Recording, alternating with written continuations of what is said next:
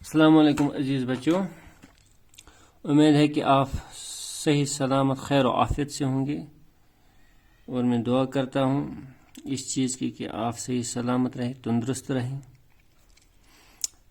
جو پچھلی کلاس میں ہم نے اس نعت شریف کے 2 اشعار پڑھے، یعنی ان کی وضاحت کی۔ پھر سے ہم آج ان 2 اشعار کا معنی ریپیٹ کرتے ہیں اور ساتھ ساتھ باقی نعت شریف ختم کرتے ہیں آج۔ سلام اس پر کہ جس نے بے کسوں کی دستگیری کی، سلام اس پر کہ جس نے بادشاہی میں فقیری کی، سلام اس پر کہ اسرار محبت جس نے سمجھائے، سلام اس پر کہ جس نے زخم کھا کر پھول برسائے۔ ان میں جتنے بھی مشکل الفاظ ہیں ان سب کے سب معنی پیچھے لکھے ہیں۔ لیسن پڑھنے سے پہلے الفاظ معنی پڑھنے چاہیے، ان کو یاد رکھنا چاہیے، پھر اس کے بعد سبق پڑھنا، یعنی اس سبق کو آپ شروع کریں گے۔ تو الفاظ معنی پیچھے پہلے سرسری نظر ان پہ آپ دوڑائیں گے، ذہن میں رہیں گے کس لفظ کا معنی کیا ہے، اس کے بعد یہاں پہ سمجھنے کی کوشش کریں گے۔ نعت میں نے کل سمجھایا، نعت اس نظم کو کہتے ہیں جس میں حضور صلی اللہ علیہ وسلم کی تعریف کی جائے، ان کے متعلق کچھ لکھا جائے، ان کی سیرت پاک کے متعلق، ان کے رہن سہن کے متعلق، ان کے شہر کے متعلق، ان کے وطن کے متعلق، ان کے معجزات کے متعلق کچھ بیان کیا جائے، اس کو بولتے ہیں نعت۔ سلام اس پر کی جس نے بے کسوں کی دستگیری کی، یعنی شاعر کا نام پیچھے لکھ کے ہے ماہر قادری۔ تو ماہر قادری اصل میں ایک عظیم نعت گو شاعر ہیں۔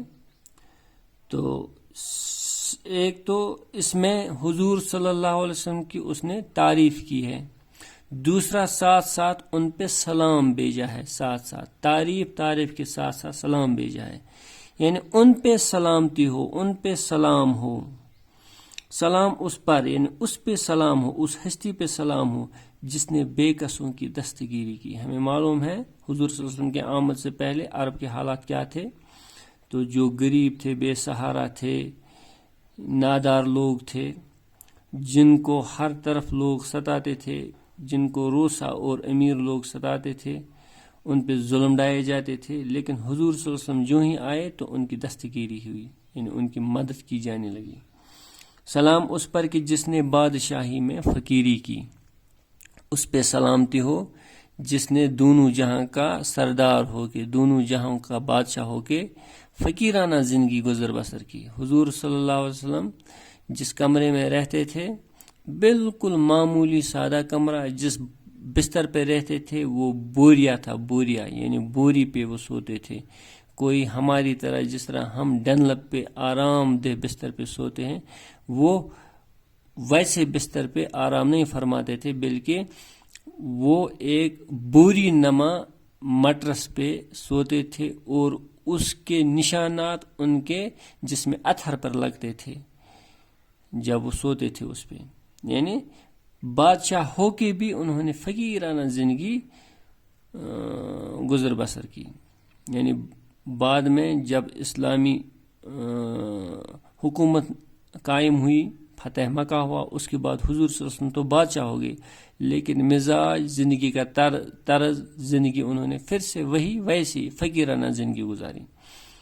سلام اس پر کہ اسرار محبت جس نے سمجھائے، اسرار سر کا جمع ہے، حضور صلی اللہ علیہ وسلم پر سلامتی ہو جس نے محبت کرنے کے تمام راز، تمام کے تمام سر سمجھائے، لوگوں کو شیر و شکر انہوں نے کیا، لوگوں کو آپس میں اس طرح ملوایا جیسے بھائی بہن ہے۔ اس سے پہلے قتل و غارت تھی، معمولی باتوں پہ جھگڑے ہوتے تھے، اور وہ جھگڑے نسل در نسل قائم رہتے تھے، چلتے رہتے تھے، لیکن حضور صلی اللہ علیہ وسلم کی آمد کے بعد لوگ اس طرح ایک دوسرے سے محبت کرنے لگے جیسے ایک ہی ماں باپ کے بھائی بہن ہوں۔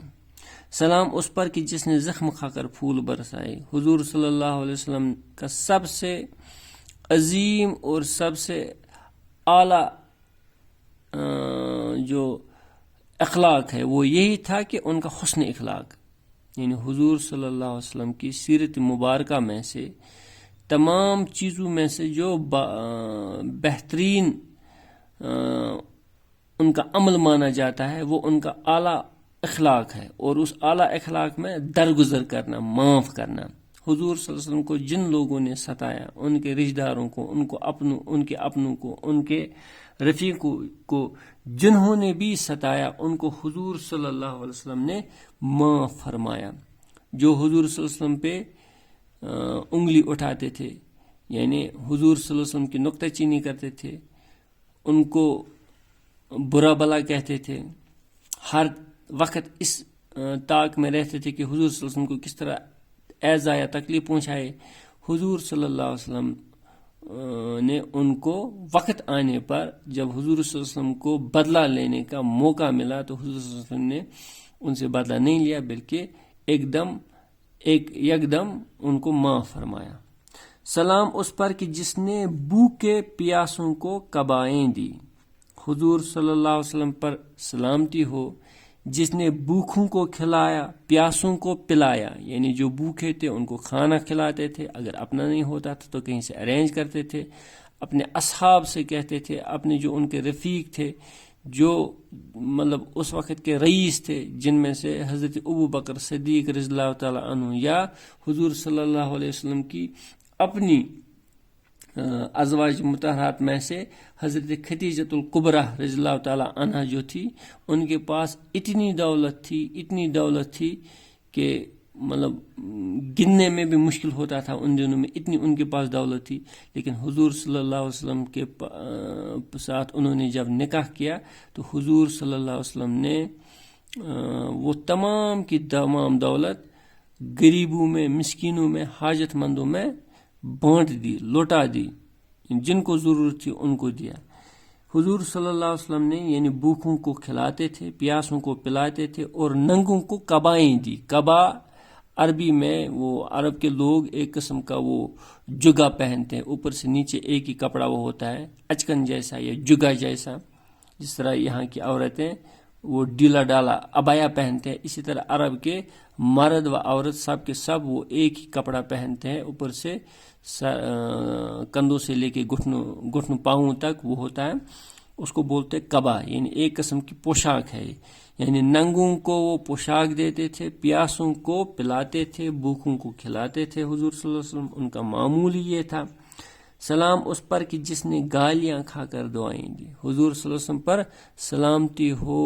حضور صلی اللہ علیہ وسلم کو جن لوگوں نے گالیاں دی، جو بد دعائیں دیتے تھے، جو حضور صلی اللہ علیہ وسلم کی ہر وقت عیب چینی کرتے تھے، پتہ نہیں کیا کیا بولتے تھے، لیکن حضور صلی اللہ علیہ وسلم نے کبھی بھی کسی کو بد دعا نہیں دیتے تھے، کبھی بھی کسی سے بد کلامی کرنا وہ ہم سوچ بھی نہیں سکتے ہیں۔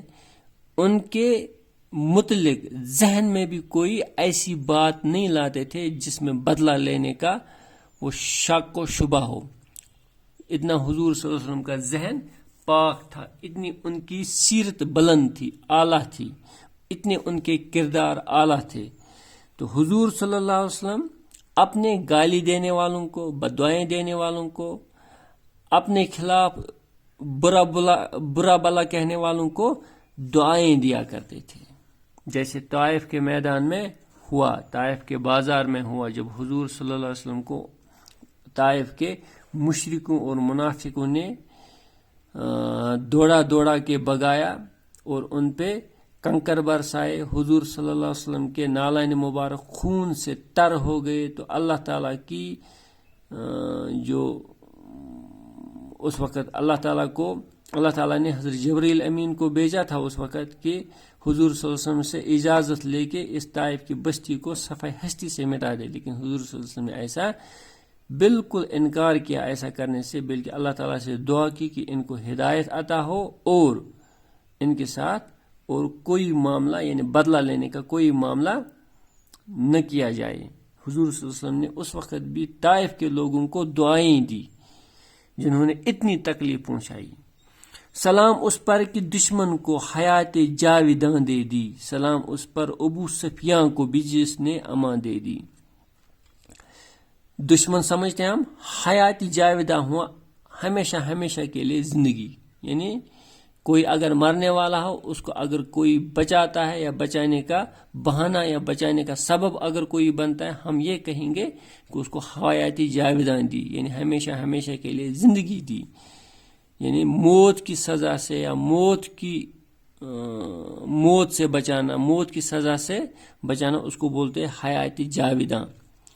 सलाम उस पर कि दुश्मन को हयाती जाविदान दे दी, उस पर सलामती हो जिस पर, यानी हुजूर सल्लल्लाहु अलैहि वसल्लम पर सलामती हो जिसने अपने दुश्मनों को एकदम माफ किया, जिन्होंने मुसलमानों को कत्ल किया था, जिन्होंने मुसलमानों को जिंदगी भर सताया था, जिन्होंने मुसलमानों को पता नहीं क्या क्या तकलीफें दी। फतह मक्का के बाद हुजूर सल्लल्लाहु अलैहि वसल्लम ने उन तमाम लोगों को माफ फरमाया, यानी उनको उनकी जिंदगी बख्श दी।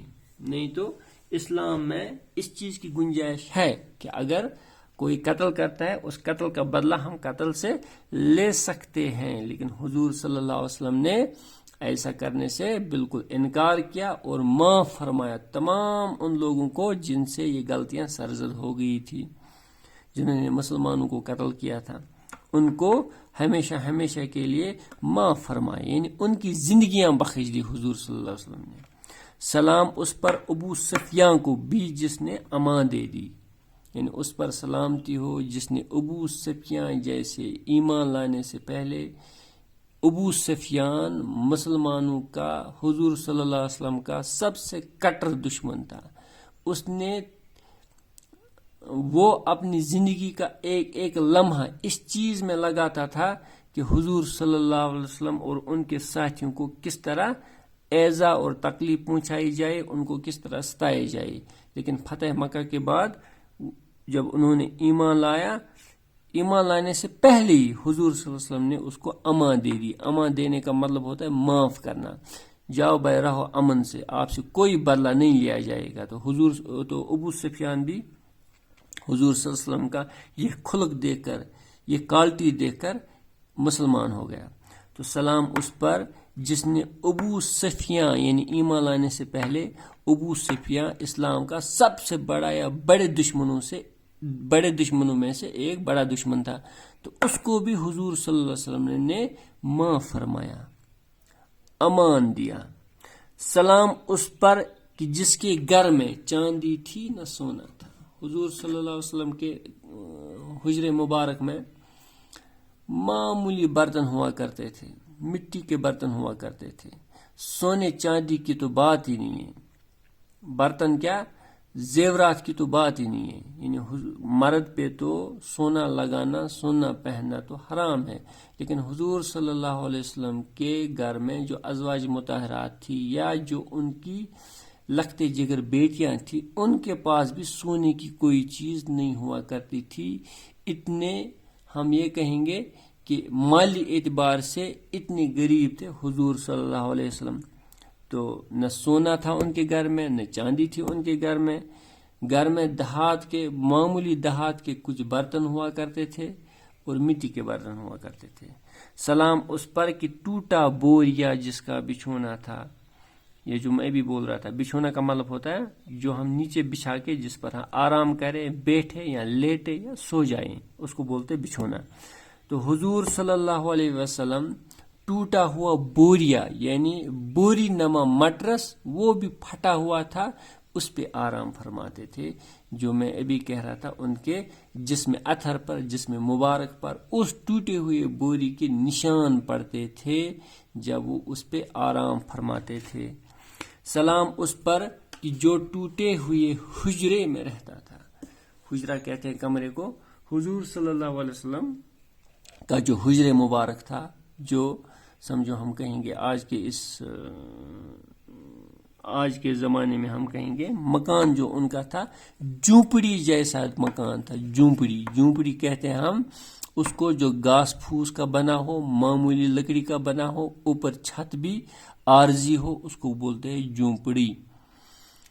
आज से 20-30 साल पहले मकानों पे घास का छत लगाया जाता था या लकड़ी का छत लगाया जाता था।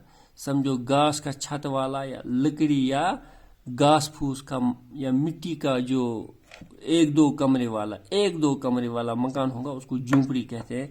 तो हुजूर सल्लल्लाहु अलैहि वसल्लम के पास भी कोई आलीशान घर नहीं था, आलीशान मकान नहीं था, आलीशान हवेली नहीं थी, बल्कि जिसमें वो रहते थे वो टूटा हुआ कमरा था। सलाम उस पर कि जो टूटे हुए हुजरे में रहता था, सलाम उस पर कि जो हर वक्त सच्ची बात कहता था। हुजूर सल्लल्लाहु अलैहि वसल्लम हर आन, चाहे दोस्त हो, दुश्मन हो, कुछ भी हो, कैसे भी हालात क्यों न हो, हुजूर सल्लल्लाहु अलैहि वसल्लम हर आन सच्ची बात कहते थे, हक की बात करते थे। सलाम उस पर कि जिसकी सादगी दरसे बसीरत है।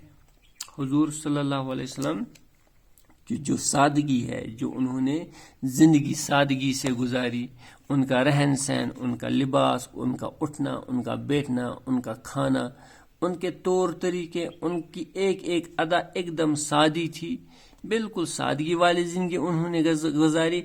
और यही सादगी वाली जिंदगी हम इंसानों के लिए, हम उम्मतियों के लिए, हम मुसलमानों के लिए दानाई का सबक है। दर्स हुआ सबक, जैसे हम कहते हैं दर्स कुरान, कुरान का सबक, दर्स हदीस, हदीस का सबक, दर्स बसीरत, बसीरत का मतलब होता है दानाई, तो दर्स बसीरत का हुआ दानाई का सबक। यानी हम लोगों के लिए हुजूर सल्लल्लाहु अलैहि वसल्लम की सादी जिंदगी गुजारना दानाई का सबक है कि हम भी ऐसी ही सादगी से जिंदगी गुजारें, सादा जिंदगी गुजारें।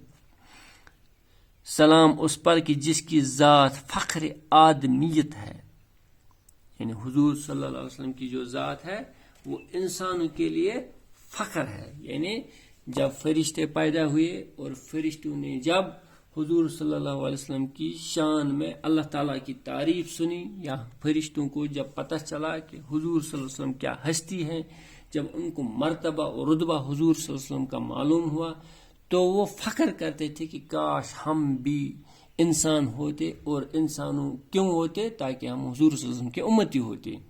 और बहुत सारे पैगंबर ऐसे हैं जो यह तमन्ना करते थे कि हम हुजूर सल्लल्लाहु अलैहि वसल्लम की काश हम उनकी उम्मती होते। यानी ये थी हुजूर सल्लल्लाहु अलैहि वसल्लम की शान।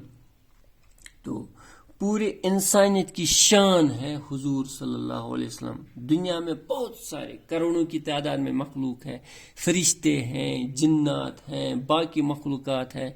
इन तमाम में से अशरफुल मखलूकात माना जाता है इंसानों को, और इंसानों में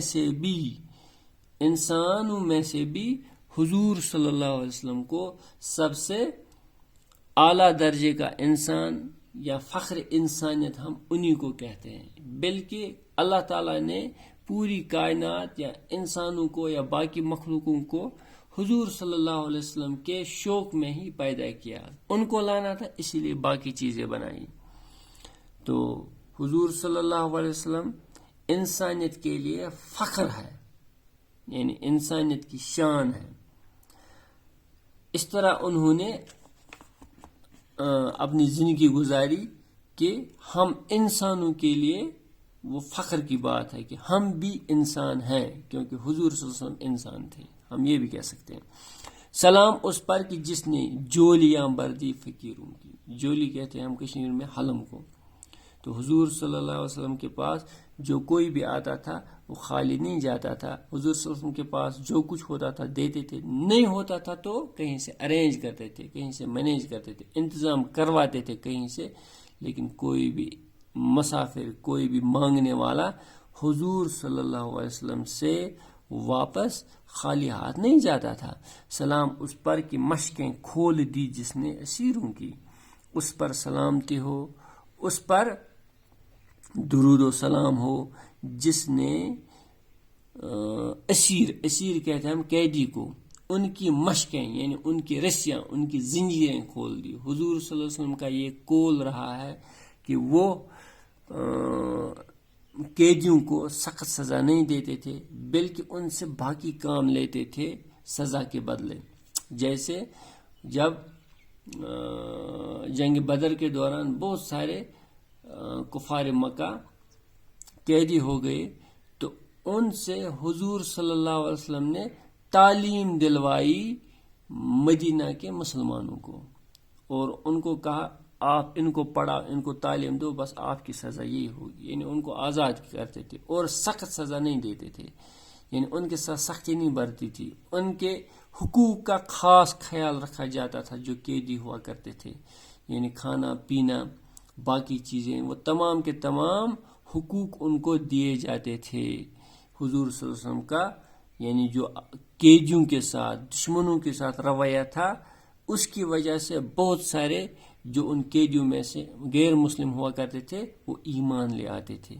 وجہ یہی تھا کہ مشقیں کھول دی جس نے اسیروں کی، یعنی قیدیوں کے ساتھ وہ نرمی والا سلوک، رحم والا سلوک کرتے تھے. اس کلاس میں اتنا ہی. میں اسی وقت اس کے لیے دوسرا کلاس بھی بناتا ہوں. فی الحال اللہ حافظ.